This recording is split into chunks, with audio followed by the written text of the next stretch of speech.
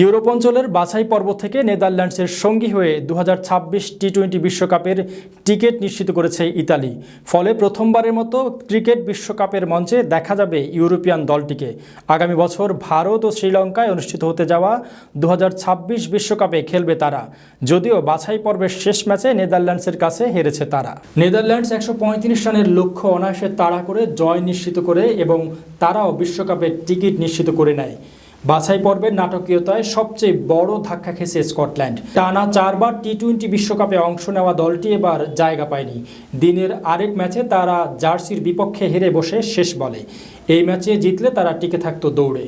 অন্যদিকে জার্সি 1 উইকেটে রোমাঞ্চকর জয় পেলেও তাদের স্বপ্ন ভেঙে যায় নেদারল্যান্ডসের জয়ে। শেষ পর্যন্ত ইতালি ও জার্সি উভয়েরই পয়েন্ট ছিল সমান 5। তবে নেট রান রেটে এগিয়ে থাকায় বিশ্বকাপের মূল পর্বে জায়গা পায় ইতালি।